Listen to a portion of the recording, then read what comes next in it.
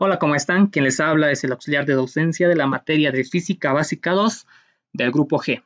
Bueno, empecemos con el problema número 1, el cual nos dice, dada la siguiente distribución puntual de cargas, calcular la intensidad de la fuerza experimentada sobre la carga situada en el punto P.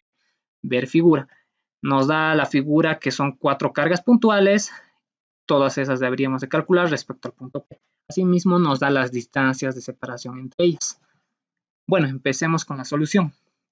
En este caso debemos analizar primero las cargas puntuales, pero antes que nada debemos recordar lo siguiente. Cargas eléctricas iguales se repelen y cargas eléctricas diferentes se atraen. Aplicando este concepto en la figura correspondiente podemos decir lo siguiente. Primero que nada, el punto P lo tomaremos como el origen. A partir de esto tenemos que trazar nuestros ejes de referencia.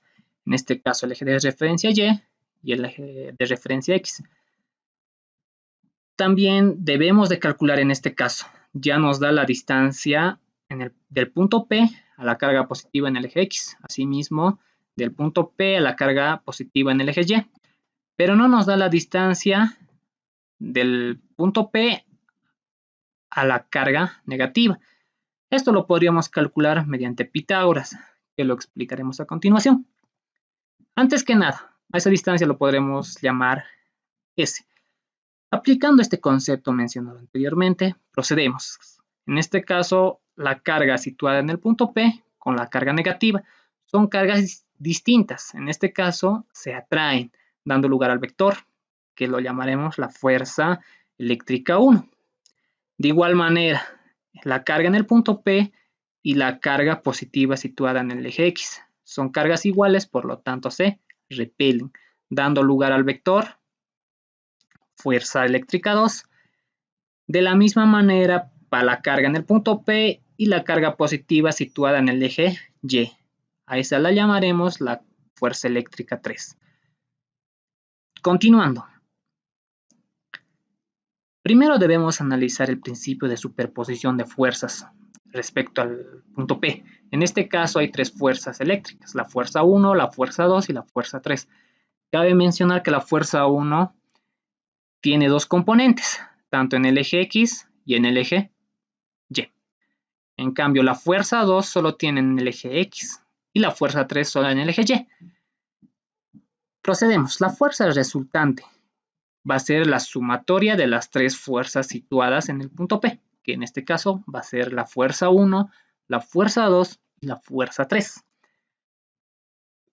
Como habíamos mencionado, la fuerza eléctrica 1 se va a descomponer en 2 partes, en este caso la fuerza en el componente X y la fuerza en el componente Y.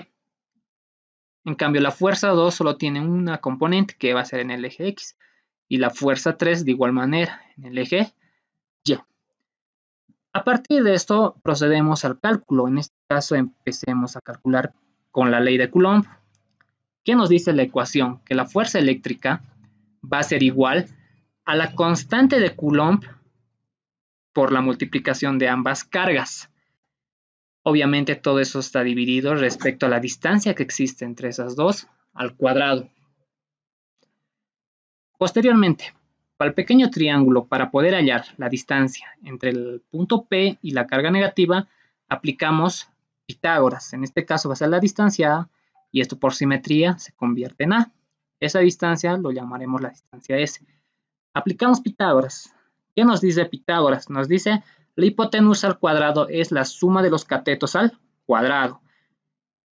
Reemplazamos valores, haciendo operaciones algebraicas, podemos decir que la distancia S es igual a A por raíz de 2. En este caso, ya habíamos calculado el diagrama. Aplicamos la ley de Coulomb para la fuerza eléctrica 1. En este caso va a ser la constante de Coulomb por la multiplicación de ambas cargas por la distancia que existe entre ellas al cuadrado. La carga situada en el punto P es 2 veces Q y la carga negativa, en este caso va a ser menos la carga. La distancia que existe entre ellas habíamos calculado por Pitágoras, que va a ser A raíz de 2, obviamente todo eso al cuadrado. Haciendo operaciones algebraicas podemos llegar a la siguiente respuesta, que sería la constante de Coulomb menos 2 veces la carga al cuadrado, todo dividido entre 2 veces la distancia A que sería en este caso A al cuadrado. Como habíamos mencionado en un inicio, la fuerza eléctrica 1 se va a descomponer en dos sentidos, tanto en el eje X y en el eje Y. Posteriormente, también cabe mencionar que dos lados iguales por trigonometría se conoce que un ángulo es de 45 grados. ¿Qué va a ser? La fuerza eléctrica 1 en el componente X será la fuerza 1 calculada anteriormente por el coseno de 45. Reemplazamos esta fuerza y coseno de 45 se conoce, que es raíz de 2 sobre 2. Haciendo operaciones algebraicas podemos llegar a la siguiente relación. De igual manera procedemos para la fuerza en el eje Y. De igual manera por el seno de 45, que va a ser de la misma manera, raíz de 2 sobre 2. Algo que se observa en estas dos fuerzas, que las respuestas son iguales. ¿Debido a qué? Debido a que el ángulo es de 45 grados. ¿Qué pasaría si este ángulo fuera mayor o menor a 45? Obviamente estas respuestas van a cambiar debido al ángulo.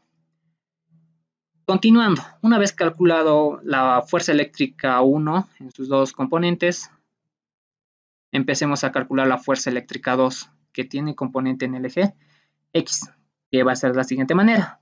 La fuerza 2 es igual a la constante de Coulomb por la multiplicación de ambas cargas y la distancia al cuadrado.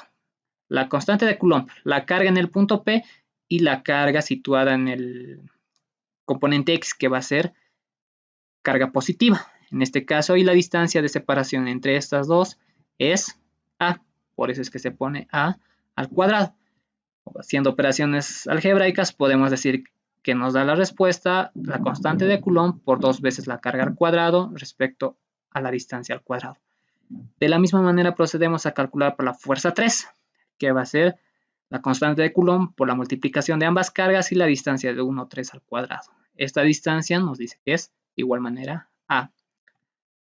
Haciendo operaciones algebraicas podemos llegar a la respuesta. Una vez calculado las componentes tanto de la fuerza eléctrica 1, fuerza eléctrica 2 y fuerza eléctrica 3, procedemos a sumar.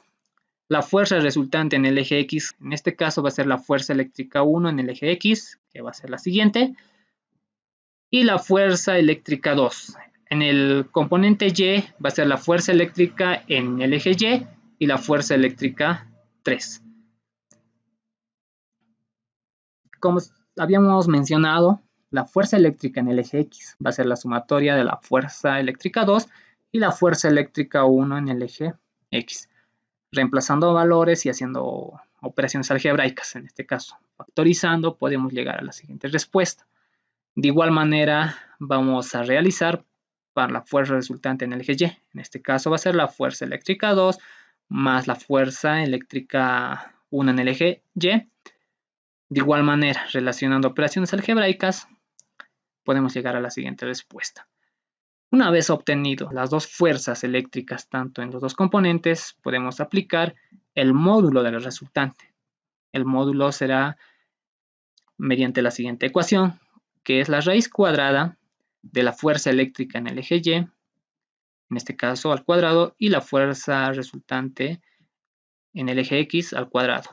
Aplicando las dos respuestas de ambos ejes coordenados, podemos llegar a la siguiente. Cabe mencionar que en este caso ambas son iguales. Podemos factorizar, que va a ser la siguiente, 2 veces. Aplicando en este caso el cuadrado con la raíz se va a simplificar, pero también esta raíz se distribuye tanto al número 2 y a todo este valor que está en corchetes, dando lugar a la siguiente respuesta. En este caso, este valor de raíz de 2 va a entrar a multiplicar a ambos miembros. Haciendo operaciones algebraicas, podemos llegar a la siguiente. Cabe mencionar que en este caso, este 2 lo separamos, se va a simplificar y dando lugar a la siguiente respuesta. Por último, la respuesta final será la siguiente. La fuerza eléctrica resultante va a ser 2 raíz de 2 menos 1 por la constante de Coulomb por la carga al cuadrado y la distancia, en este caso que nos daba de valor A al cuadrado.